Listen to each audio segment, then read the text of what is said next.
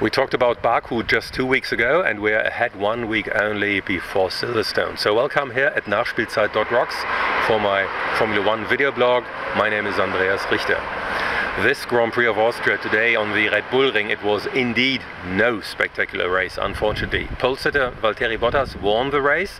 There were speculations about a jump start, but at the end everything was okay. Number 2 on the grid was Sebastian Vettel, so he was at the end of the race, so second place for the German in his Ferrari. Third place on the podium, Ricciardo, the Australian, in his Red Bull. Teammate Max Verstappen, he was out of the race after an accident caused by Danny Kvyat in lap number 1 already. Fernando Alonso was also out after this accident, by the way. In 4th position on the finish line was Lewis Hamilton, who was qualified as 3rd, but he had to go back on 8th place due to a gearbox change after the qualifying session. So the race was not spectacular, as I said. Sebastian Vettel added some points to his lead in the World Championship. So let's take a glance at the history of that race.